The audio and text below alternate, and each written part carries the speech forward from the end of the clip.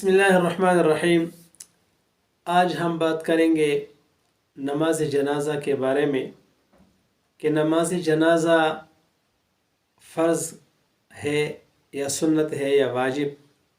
اسی طرح نماز جنازہ میں میت کے لیے کتنی شرائطیں ہیں، جو نماز جنازہ پڑھنے والے ہیں اس کے لیے کتنی شرائطیں ہیں، نماز جنازہ میں کتنے فرض ہے، اور ایک عام مسئلہ جو تقریباً ہر ایک جنازے میں یہ بات سامنے آتی ہے کہ بھائی جوتے اتار دو، اور کوئی کہتا ہے کہ جوتوں کے ساتھ نماز جنازہ صحیح ہوتی ہے اور کوئی کہتا ہے کہ صحیح نہیں ہوتی۔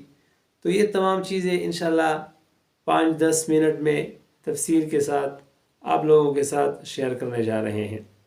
تو سب سے پہلے یہ کہ نماز جنازہ یہ ہے فرض کفائی۔ فرض دو قسم پہ ہوتے ہیں، ایک ہے فرض عین اور ایک ہے فرض کفائی۔ فرض عین وہ ہوتا ہے جو ہر ایک عاقل بالغ مسلمان پر فرض ہوتا ہے، جیسے نماز ہے، جیسے روزے ہیں، جیسے حج ہے، زکوٰۃ ہے، وہ ہر ایک پر اپنا اپنا فرض ہوتا ہے۔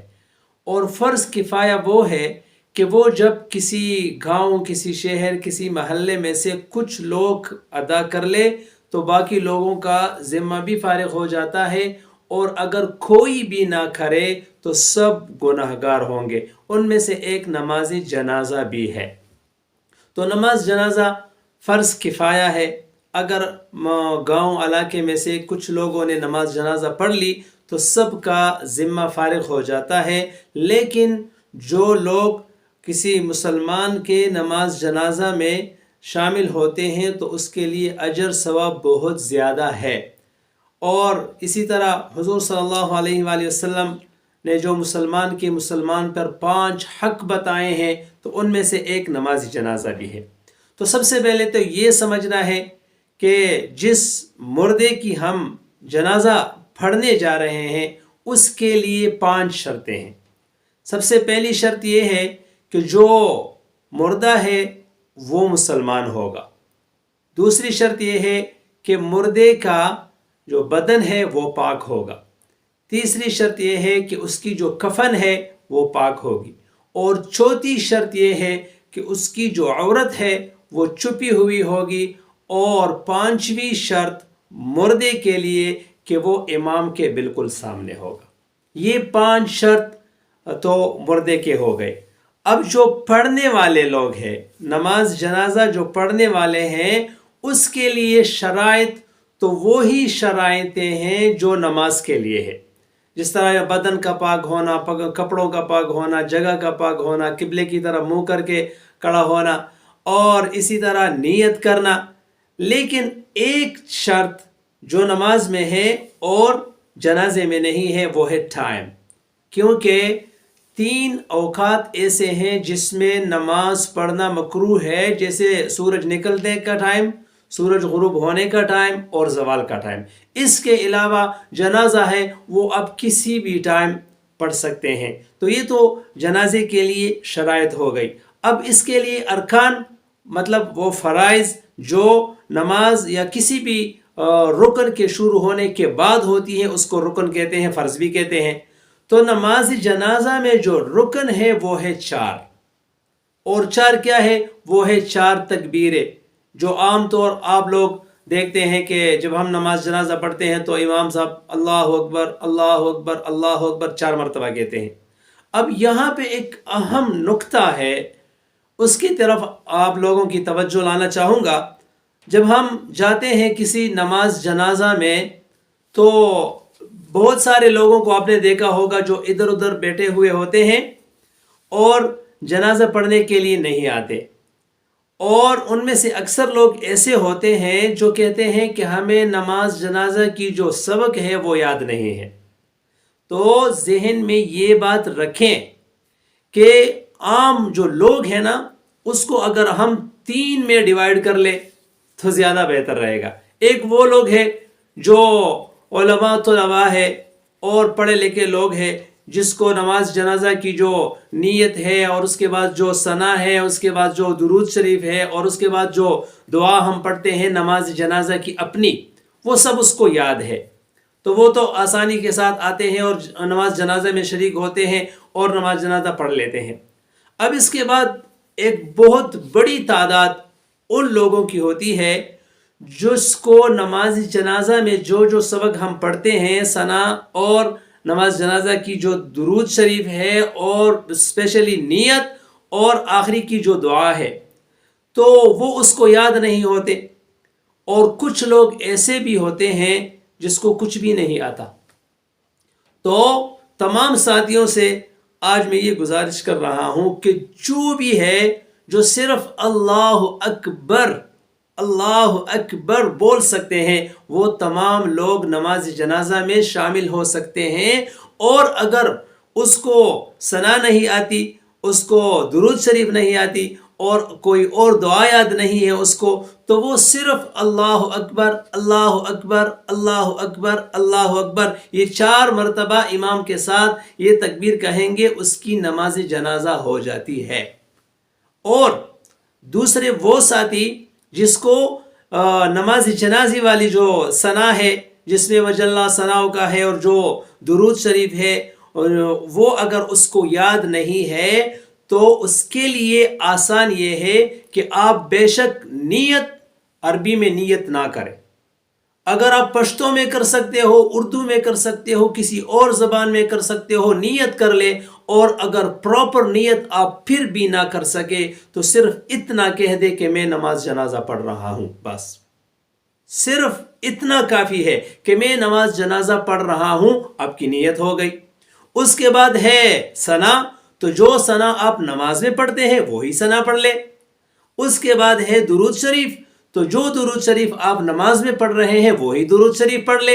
اور اس کے بعد ہے دعا، تو جو دعا آپ نماز میں پڑھتے ہیں وہی دعا پڑھ لے، تو آپ کے لیے بھی ایزی ہو جائے گا۔ اور جو لوگ اپنی جو نماز جنازہ کے لیے خاص ہے وہ پڑھ سکتے ہیں، تو اس کے لیے تو کوئی مشکل نہیں ہے۔ تو مطلب یہ کہ ہم تمام مسلمان جب بھی جائیں کسی نماز جنازہ میں تو ہمیں چاہیے کہ ہم نماز پڑھیں۔ اور 3 قسم کے لوگوں کو میں نے آپ کو بتا دیا، کسی قسم میں بھی آپ ہو تو آپ نماز جنازہ میں ضرور شریک ہو جایا کریں۔ اب یہاں پہ جو اہم بات میں نے آپ کو پہلے بتائی کہ جوتوں کے ساتھ نماز جنازہ صحیح ہوتی ہے یا نہیں، یہاں پہ بہت سارا جو ہے نا لوگ اس میں اختلاف کرتے ہیں، کوئی اعلانات بھی کرتے ہیں کہ بھائی جوتے نکال دو۔ تو ایک بات میں نے آپ کو پہلے بتا دی کہ نماز جنازہ اس کے لیے وہی شرط ہے جو نماز کے لیے ہے، اور نماز کی شرائط میں سے کپڑوں کا پاک ہونا اور بدن کا پاک ہونا شرط ہے۔ تو اب آپ کے جو جوتے ہیں اس پہ سارا ڈیپینڈ ہے، دار و مدار ہے۔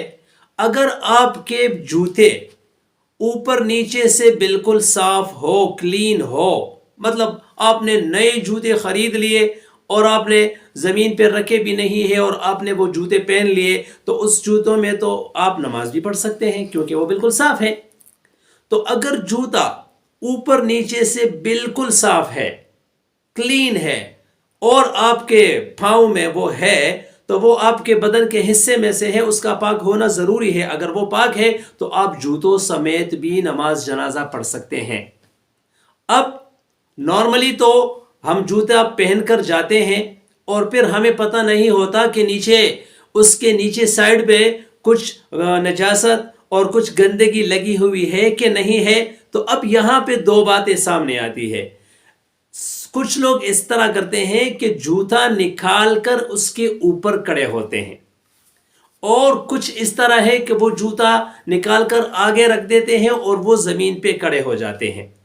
تو جو لوگ جوتا نکال کر سامنے رکھتے ہیں وہ تو کلیئر ہے، اور سب لوگ اسی طرح ہی کہتے ہیں کہ بھائی آپ جوتا نکال دو اور کھڑے ہو جاؤ، اور بہتر بھی یہی ہے۔ لیکن اگر کوئی جوتا نکال کر اس کے اوپر کھڑا ہو رہا ہے اور نماز پڑھ رہا ہے، تو اکثر لوگ کہتے ہیں کہ جوتا آپ نے نکالا ہے اور یا نہیں نکالا، آپ جوتے کے اوپر کھڑے ہو تو دونوں ایک ہی بات ہے. تو سمجھ لیں یہ بات کہ یہ ایک بات نہیں ہے. جب جوتا آپ کے پاؤں کے اندر ہو تو وہ آپ کے بدن میں سے شمار ہوتی ہے. اب اس کے اوپر نیچے تمام کا پاک ہونا ضروری ہے، اور آپ اس میں اتنے ساری جو ہے نا پہن کے آپ آئے ہو تو اس کے نیچے پاک ہونا آپ کو یقین نہیں ہے کہ یہ پاک ہے کہ نہیں ہے، اس لیے جوتے کو نکالنا تو ضروری ہوگا. اب جب آپ جوتے کے اوپر کھڑے ہوتے ہیں تو پھر جوتے کا جو اوپر والا حصہ ہے اس کے اوپر جو ہے نا ڈیپینڈ ہے کہ وہ اوپر والا حصہ پاک ہے یا نہیں، کیونکہ آپ کی پاؤں جو ہے اب وہ جوتے کے اوپر ہے. جو نیچے والا حصہ ہے وہ تو نیچے رہ گیا. تو اگر جوتے کا اوپر والا حصہ صاف ہے اور آپ اس کے اوپر کھڑے ہو گئے تو اس صورت میں بھی آپ کی نماز صحیح ہو جائے گی. تو مطلب یہ ہے کہ جوتے پہ ڈیپینڈ ہوگا. اگر جوتا بالکل صاف ہے اوپر نیچے سے تو جوتا پہن کے بھی آپ نماز پڑھ سکتے ہو، اور اگر جوتا نیچے سے صاف ہونے کی آپ کو یقین نہیں ہے تو اس کے اوپر سے اگر وہ صاف ہے تو اس کے اوپر کھڑے ہو کے بھی آپ پڑھ سکتے ہو. اور اگر آپ نے جوتا نکال دیا اور سامنے رکھ دیا تو اس میں احتیاط بھی ہے، اس میں نماز کی جو آداب ہے وہ بھی ہے، اور زیادہ بہتر طریقہ یہی ہے. لیکن اگر کوئی جوتے کے اوپر کھڑے ہو کر نماز پڑھے اور جوتا اوپر سے پاک ہے تو آپ اس پہ اعتراض نہ کریں، بلکہ اس کی نماز بھی صحیح ہو سکتی ہے. جزاکم اللہ.